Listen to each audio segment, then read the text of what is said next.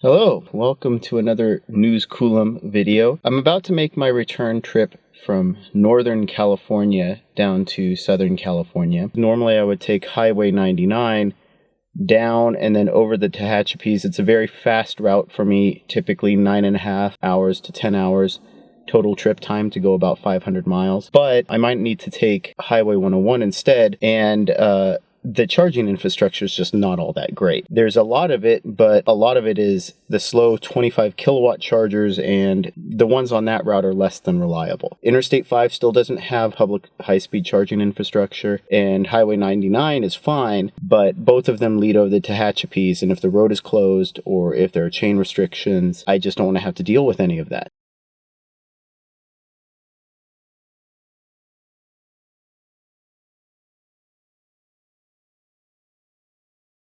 Alright, well, it's up to 49 and we're about to head out. If you are coming from Northern California and you want to bypass the Tehachapi's to cross over into Southern California, the best plan really is to head through the Bay Area. You might want to do that anyway, just because it's a very scenic city. It's a very nice place to visit. So if you're going to San Francisco anyway, this is actually going to be your ideal route. Motorhome isn't really using a turnout, which is fine. I couldn't care less about that. We've already regenerated 0.6 kilowatt hours of energy, so doesn't really befront me none. It does make me wonder, though, what's going to happen when those motorhomes are also electrified. One of the better 25 kilowatt fast chargers is available in Williams on the east side at Carl's Jr. And I've used it once. It is a handy charger if you're heading south from someplace like Redding, and maybe Corning was too close to charge, but making it to Sacramento International Airport is maybe too far, or if you're going to go a different direction into like Vacaville or whatever. Williams is a location for it's a planned location for another California Energy Commission fast charger on the other side of the freeway that has some other amenities and things like that. Williams has always been a good stop for travelers, even before Interstate 5 was, even before Interstate 5 was constructed, when Highway 99, travelers would often stop in Williams. And another reason for that is it gets the cross traffic if you're taking Highway 20. I haven't heard any plans for chargers to go in at Dunnigan, but in my opinion, it's a very ideal place for them. In fact, I'm actually surprised that Tesla didn't already install some superchargers in Dunnigan. The reason for it is when you look at traveling Northern California to Southern California back and forth, one of those important midpoints is here at Dunnigan. And the reason for that is it's where Interstate 5 meets Highway 505. Vacaville is about 50 miles outside of Sacramento or San Francisco, so it really does also serve as a good junction. Provides you with a meeting point of several large interstates. So all of those make it an ideal location. But the problem is, once you hit a certain population of electric vehicle owners, it really doesn't matter how many chargers you have at a location. You have the likelihood of oversaturating it, and this is quite common with Tesla vehicles right now, where you go to a charging location like Mountain View, you end up with more cars than available chargers most of the time. And there's just really no getting around that. And that's one of the reasons why I think that we do need to push for longer range electric vehicles, because that's one way you'll see of negating oversaturation in densely populated EV ownership areas. But the other aspect of that is it allows you to get farther away from those areas before you actually need to use those chargers. So having chargers 50 to 60 miles outside of major metropolitan areas makes a lot more sense, in my opinion, than having those dense, concentrated EV charger locations in the population centers. And this is going to be true, throughout the country. So, and then of course, the other issue is you have with Tesla is that for a lot of those owners it's free charging, which if and I shouldn't say free because they paid for it up front, but if you paid for it up front, you feel obligated to use it. If it's free, you'll feel obligated to use it. And so I don't know so much that it's a oversaturation of the network as it is the psychology of prepaying essentially for a charger that's free to use from that point forward. EVgo made a very similar mistake, in my opinion, with some of those free to charge programs, because it might have been built into the cost of the vehicle, but now that it's perceived as free, the owners will use it even when maybe they don't need to. And in the case of EVgo, why I feel like it was a mistake is, Tesla, they got $2,000, $2,500 a person out of their free supercharging that they offered. I don't think that EVgo got anywhere close to that much. We've arrived here at the lucky Mowry, and you know what? I'm actually just going to go ahead and pull into another charger right now because I want to check this out. But yes, it is still prototype only. So, and in fact, the charger itself is actually locked down. So I'm going to do a little bit closer inspection while I'm charging.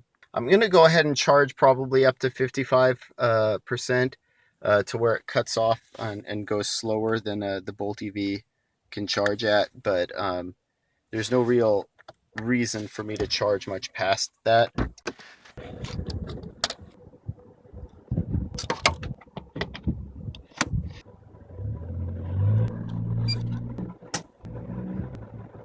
So I should be at about 20 to 25% battery. Yep, 25%.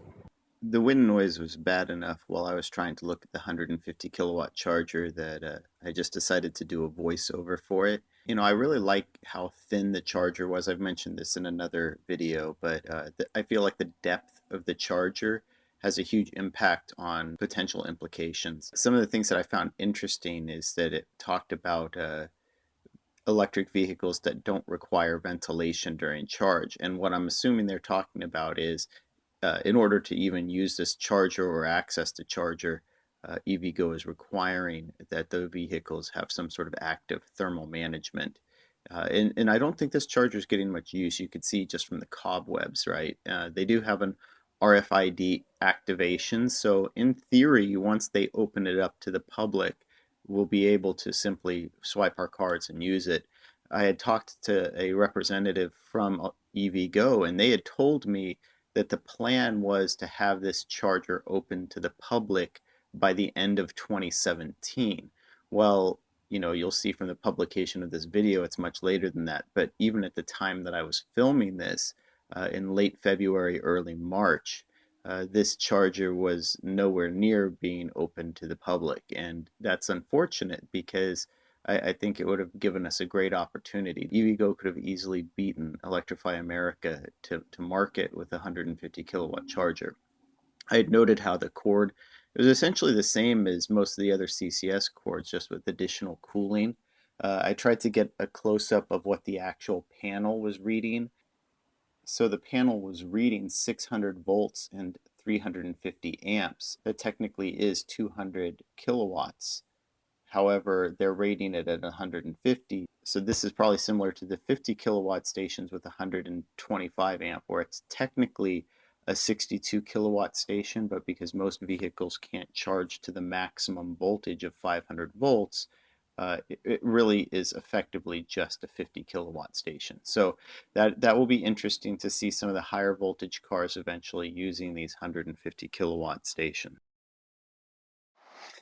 Well, I'm here marveling at how a fusion energy is going to plug into a 150 kilowatt charger.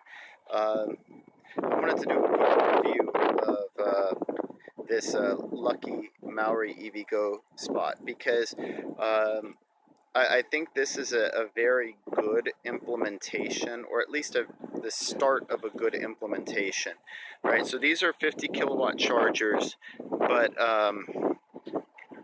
you know, there are only 4 of them. I know I say only, but you know, because they're located near businesses, and I would argue a lot of Tesla supercharger locations are also destination chargers. That's essentially what these are, is destination chargers. They're near enough to a freeway that you can use them for travel, but it's not a freeway that I would you know, I think you would typically need to use them at. I wasn't going to stop here except to just review 150 kilowatt charger if it was available, and it's not. So I'm just going to go ahead and just do a quick review of the site while I'm charging here. But the thing is, they could easily add another 1 to 2, maybe 3 fast chargers along this side, and maybe that's what they're planning on here, eventually doing that with what they did here with this 150 kilowatt charger. But overall, I like the location. I like these chargers, but I think we need to have more facilities like this near actual freeways and thoroughfares, rather than only as destination chargers. Right now, you know, I'm charging the full 45 to 46 kilowatts, and you know, hopefully what we end up with is more sites like this, where I think if you have 3 to 4, maybe 5 to 6 chargers minimum, that would be ideal. But when you're in a location like this where there's a lot of businesses around too, there are places to eat over there, that, you know, it would make sense to have even more chargers than they have at this location.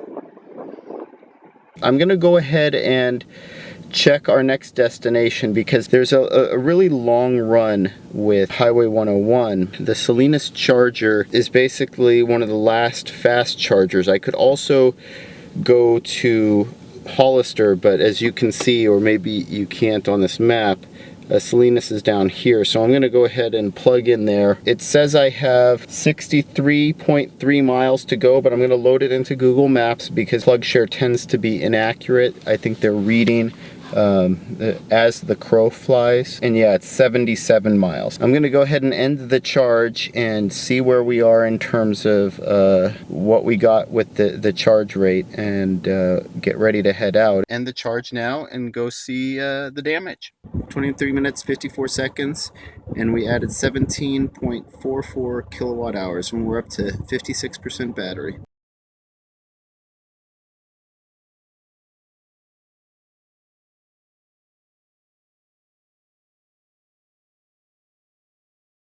So as we head back on the freeway here, 880 south towards San Jose, you know, the more I look at it, the Lucky Mowry spot is actually pretty good depending on the freeway that you're going on. So for me, anybody heading from Northern California and sort of bypassing the Bay Area, it's not that great, right? The Bolt EV, at least from where I start, gives me enough range that I can go all the way past the Bay Area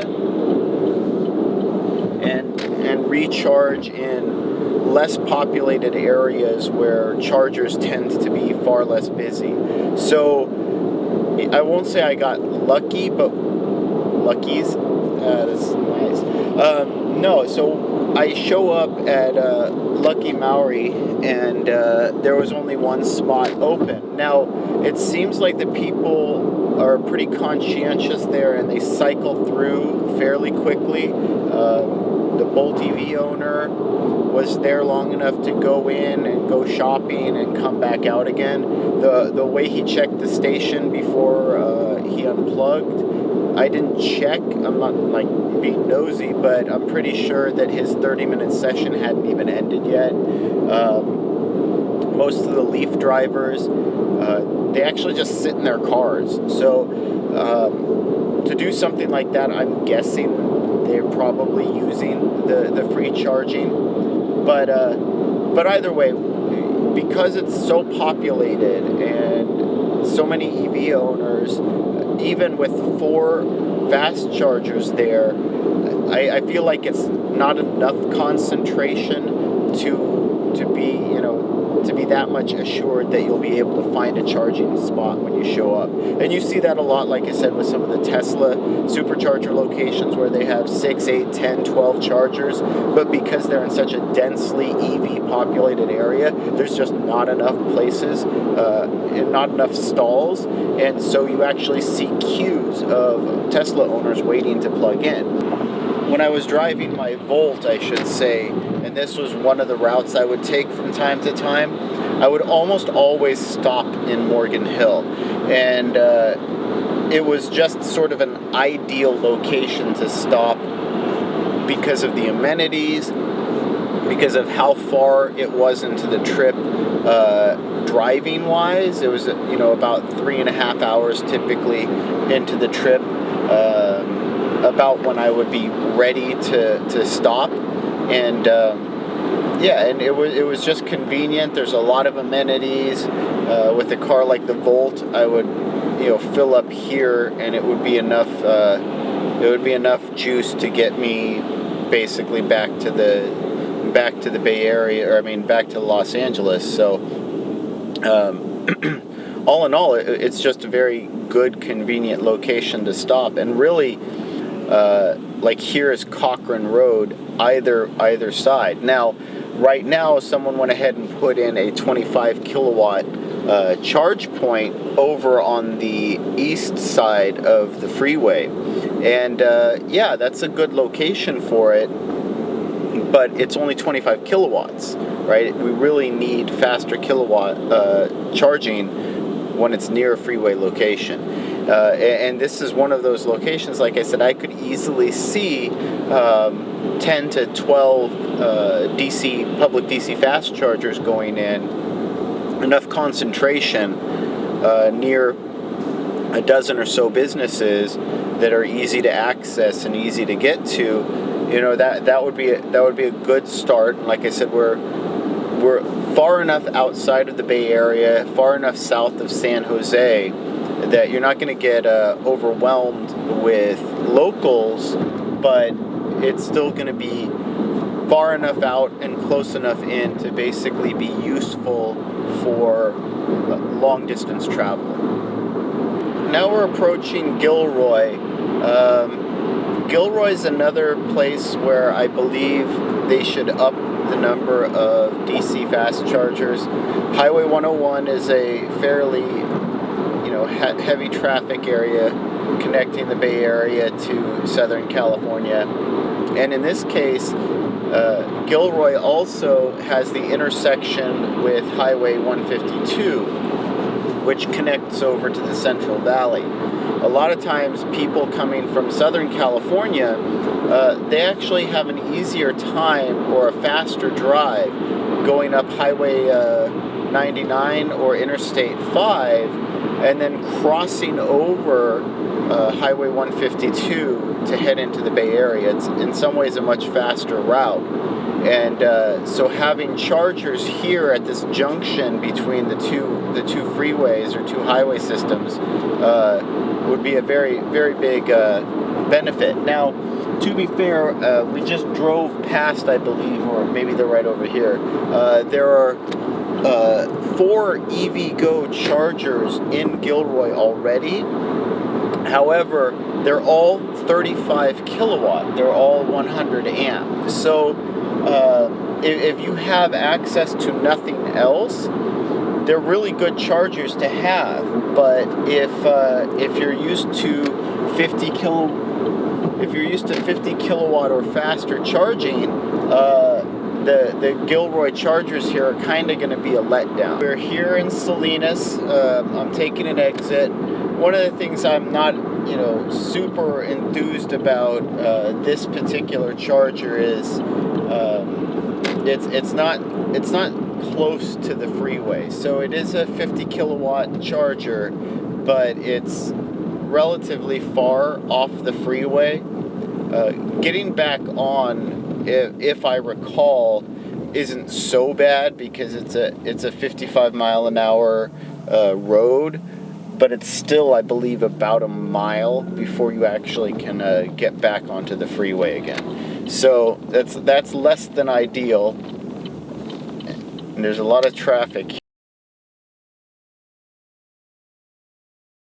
We're here in Salinas, despite taking forever to get through side streets, and this is why I'm not a huge fan of this charging location, is just how long it takes to get here if you're using, just trying to come off the freeway. I do want to note, though, luckily this Leaf driver was nice enough to use the CHAdeMO only charger instead of the one that's for dual CCS, because this is the only one we can use. Start. I'll check the maps to see exactly how far it's going to be to get to San Luis Obispo from here, but I think it's like 120 something miles. So we're at 24% state of charge. There's a lot of businesses around here, gas stations, things like that. So it's a convenient place to stop depending on what you need. I'll probably go into the grocery store here just because I was nosy and I wanted to check, because the Leaf charging next to me is up to about 95% now. So I can't recall exactly how long they'd been charging. I think it was like 28 minutes. And I just couldn't help but look at it, because I think they had added 15 kilowatt hours in about 28 minutes, just sort of 30 minutes. But I mean, again, they're up to 95%. But I was just looking at, the display here, and we had added roughly, I think it was 18 kilowatts in about 5 to 10 minutes less time. So it's one of those things where I think people get too caught up in the difference between the max charging rates, because I honestly don't think they're that important. To me, what's important is the average charging rate. And then on top of that, though, I still have a hard time sort of understanding the negativity that I see a lot of Leaf owners in particular, but sometimes any small battery electric vehicle owner saying about how the Bolt EV just has a bigger battery and nobody really cares, right? Or why do you want that, or whatever? And the charge rates are slower than a Leaf once you hit like 75% state of charge or 65% state of charge or whatever. At the same time, I hear them saying, well, all I really need is this 150 miles. Well, if all you need is that 150 miles, the Bolt EV charges extremely fast up to the 150 miles. You don't ever need to go past that. So but it gives you the flexibility. If you do want to make a longer trip, you can. So it almost seems like the Bolt EV is doing exactly what they said they kind of wished an electric car would do. Meet their daily driving needs with zero inconvenience, but be able to go farther if necessary. It's kind of confusing. And on that topic of average charge rates versus peak charge rates, we're finally starting to get a little bit more information out about the new Jaguar I-Pace, and it seems to me that Jaguar might be doing something very similar to what GM did with the Bolt EV, where I think they've been understating, severely understating the I-Pace's capabilities. If you look at their numbers, Jaguar is claiming the I-Pace is going to get an EPA rating of 2.4 miles per kilowatt hour. That's ridiculously low. I don't see that as being the case. I think you're going to end up seeing an MPGe equivalent of somewhere around 95 MPGe, which would actually make it very similar to the Model X in terms of fuel efficiency, which is where I'd expect it to be. And then also the other thing is, they basically stated that it would charge at about 90 kilowatts all the way up to 80%. That's a very good average charge rate, and I would much rather have that average charge rate than a peak charge rate of 120 kilowatts that ends after only maybe 10 minutes. So it looks like the chargers are still stopping at 30 minutes, and we are at 22.13 kilowatt hours in 30 minutes and 10 seconds.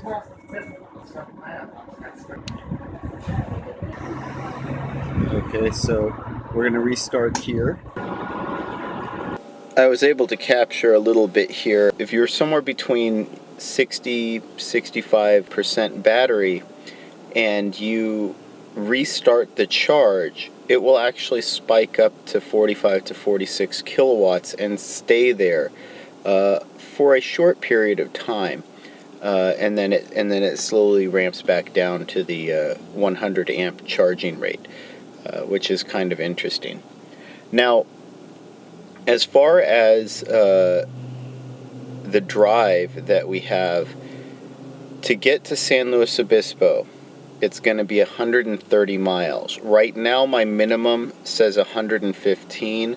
I think that's a little bit generous, and we're still charging it close to 40 kilowatts right now, 38 to 39 kilowatts.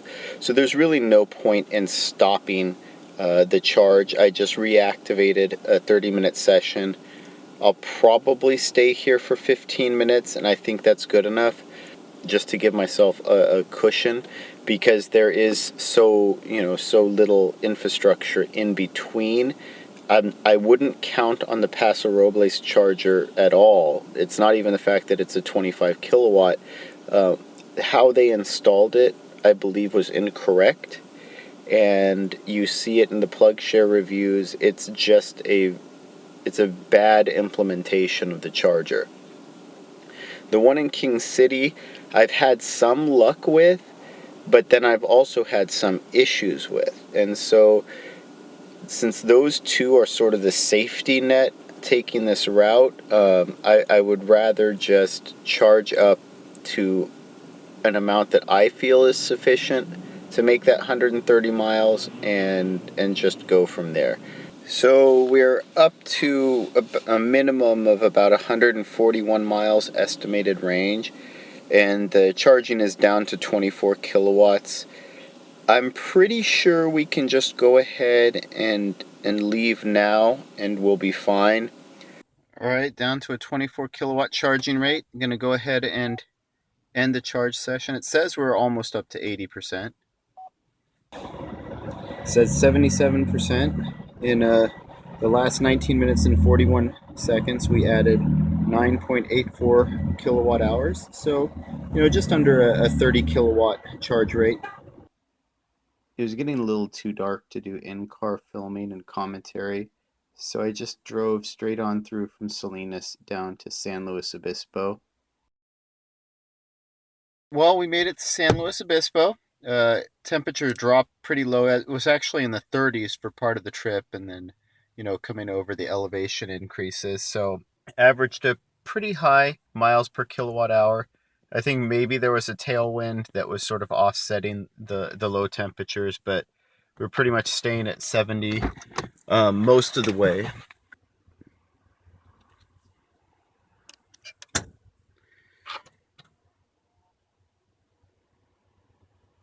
And this is actually, down to 11%.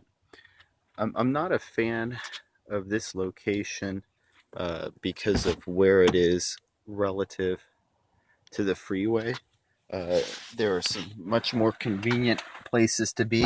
Yeah, so having two chargers it makes it a pretty big plus. But the first time I actually stopped here, I actually had to. I roamed around the parking lot looking for the chargers, couldn't find them. I actually had to stop and plug share and check, and even then there was only one entry out of a bunch of entries that basically said, oh yeah, by the way, it's behind the buildings. So yeah, the charger came from inside the building. But anyway, so yeah, so if you're coming here, you actually have to go around the back, and it's basically an alley. I actually haven't eaten dinner yet, so I'm going to go ahead and go do that. And I'll probably actually stay here for 45 minutes to an hour. Not that I need that much charge to get home, but I don't have charging at home, and it's going to be in the 30s tonight. So I basically want as high of a state of charge as I can get. Like clockwork, now we're at another 30-minute session over. And it's 22.37 kilowatt hours added in 30 minutes and 16 seconds. So we're up to 46% battery. So we'll still have a good portion of time charging at the 50 kilowatt rate.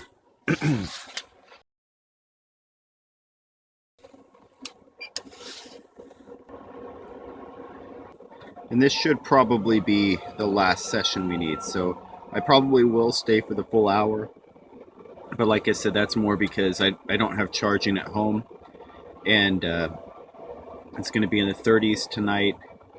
And I have 35 to 40 miles to drive into work tomorrow morning. So I wasn't able to film the first charge session at San Luis Obispo, the faster one, but I did end up staying for an hour, as I said, just because I wasn't going to be able to charge at home, and this was the most convenient way for me to add enough charge that I would be able to drive into work in the morning.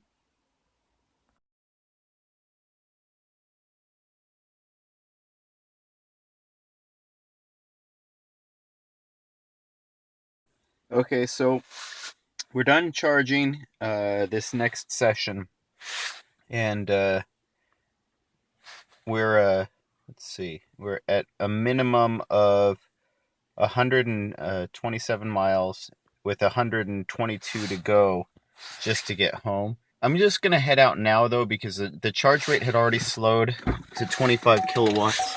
We're at 75% or 74% battery. We have 17.64 kilowatt hours added in that last 30-minute and 57-second session.